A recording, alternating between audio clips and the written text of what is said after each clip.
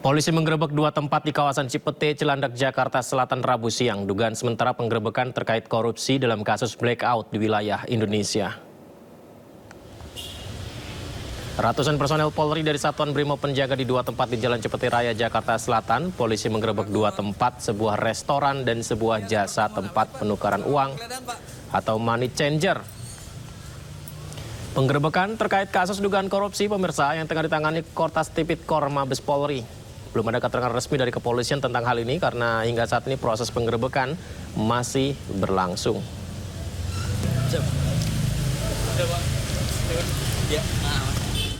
Polri ungkap sejumlah wilayah blackout akibat korupsi pengadaan batu bara. Modus dari praktek korupsi itu diduga terjadi akibat manipulasi dokumen kualitas batu bara yang dikirimkan atau dipasok.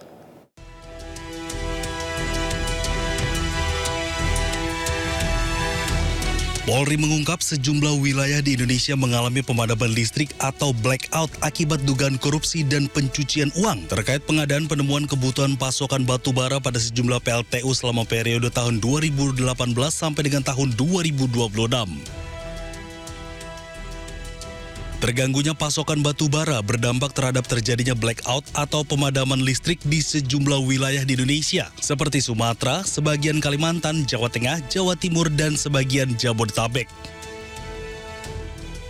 Soal modus dari praktik korupsi tersebut diduga terjadi manipulasi dokumen kualitas batu bara yang dikirimkan atau dipasok. Kasus ini sudah masuk ke tahap penyidikan.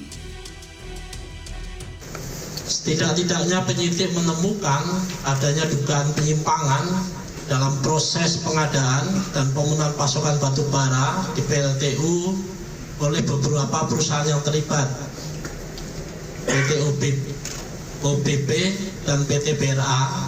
Secara teknis nanti akan disampaikan oleh Direktur Penyidikan. Saya ulang, secara teknis akan disampaikan oleh Direktur Penindakan berkaitan dengan hasil penyelidikan, kemudian ditingkatkan ke penyidikan. Meski Polri belum menetapkan tersangka atas pidana ini, namun 16 orang telah diperiksa oleh polisi. Dalam pengusutan, Polri menerapkan pasal tentang pemberantasan tindak pidana korupsi dan pasal tentang pencegahan dan pemberantasan tindak pidana pencucian uang. Tim Liputan iNews melaporkan. Asap masih mengepul di tempat pembuangan akhir sampah Cikolotok, Purwakarta, Jawa Barat yang terbakar. Api diduga dipicu korek api gas yang meledak.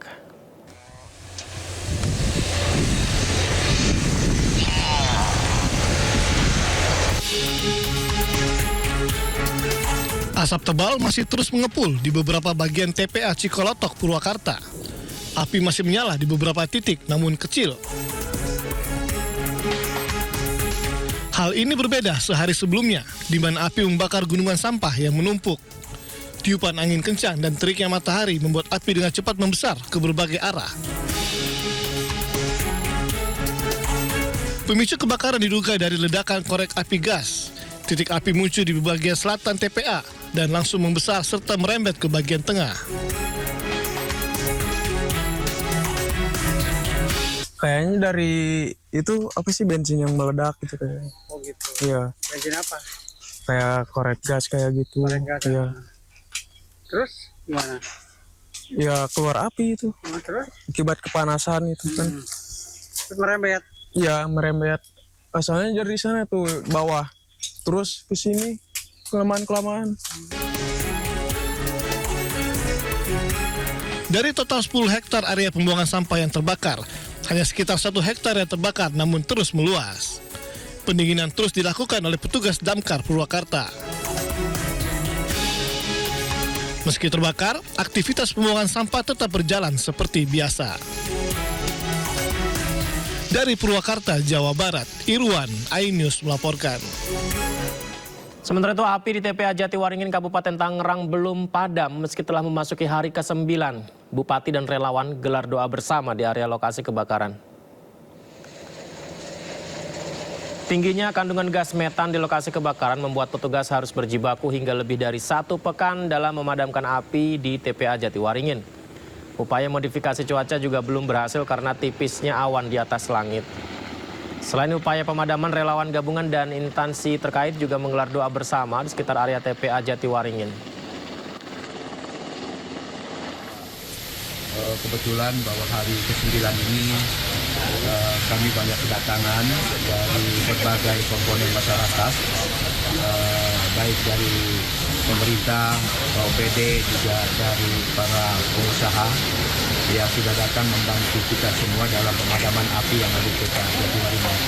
Pas hari yang 9 ini, kita semua tadi di luar sana sudah menyampaikan permohonan kepada Allah Subhanahu wa Ta'ala Sang-Khalik supaya usaha kita yang sudah kita lakukan ini bahagian daripada ikhtiar dan tanggung jawab, tapi tetap semuanya kita kembalikan kepada Allah Subhanahu wa Ta'ala. Seorang dokter PDDS anestesi Fakultas Kedokteran Universitas Samratulangi Manado meninggal dunia di rumahnya. Kasus itu jadi perhatian publik karena ada dugaan perundungan selama jalani pendidikan di RSUP Kando.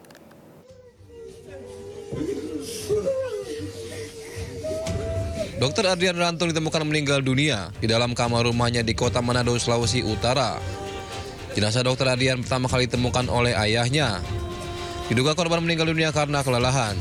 Jenazah almarhum dimakamkan di Sulawesi Tengah. Di mata tetangga, Dr. Adrian dikenal sebagai pribadi yang baik, ceria dan taat beribadah. Oh, di rumah, enggak di kos, DP rumah, DP orang tua DP rumah itu.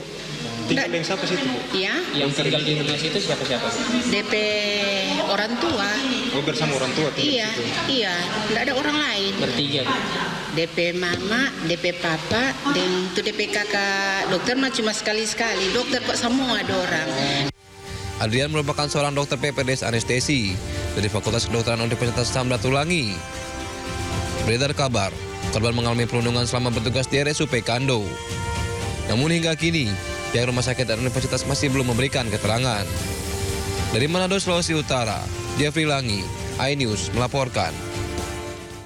Kementerian Kesehatan menghentikan sementara pendidikan prodi anestesiologi di RSUP Kando Manado menyusul kasus meninggalnya dokter program pendidikan dokter spesialis atau PPDS Adrian Rantung.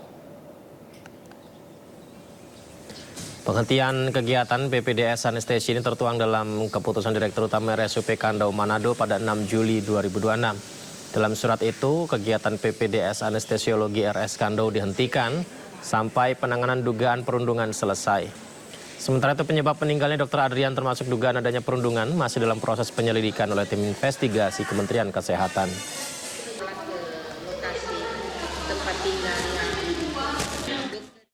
Kasus kematian seorang dokter di Manado bukan yang pertama kali terjadi. Sebelumnya ada 2 kasus kematian dokter yang menyita perhatian publik karena berkaitan dengan dugaan perundungan serta intimidasi.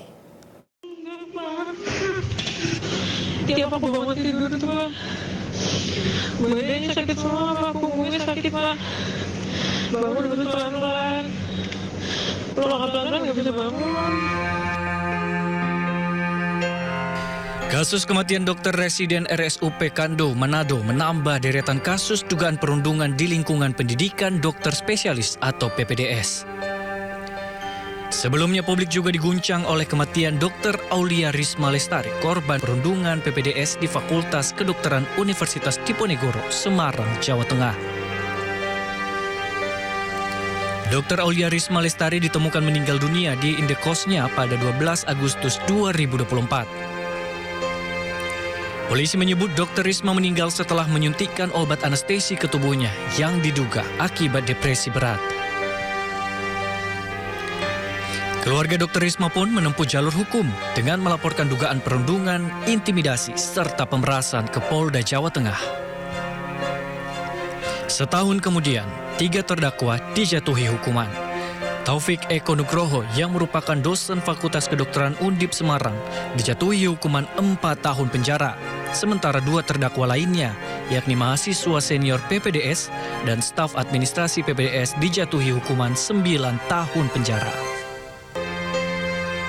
Tak hanya itu, belum lama ini kasus kematian Dr. Eliza Prinsila Utami Pakainoni atau Dr. Ica juga menjadi sorotan. Dokter jaga RS Leona Kafemenanu Nusa Tenggara Timur tersebut ditemukan tewas bunuh diri pada Jumat 26 Juni 2026. Kasus ini menyita perhatian publik karena 3 anggota DPRD Kabupaten Timur Tengah Utara diduga terlibat mengintimidasi korban. Keluarga mendiang Dr. Ica pun melaporkan 4 orang ke Polda Nusa Tenggara Timur. Keempat terlapor adalah 3 anggota DPRD Kabupaten Timur Tengah Utara dan 1 orang dokter hewan berstatus aparatur sipil negara. Polisi hingga kini masih menyelidiki kasus meninggalnya Dr. Ica.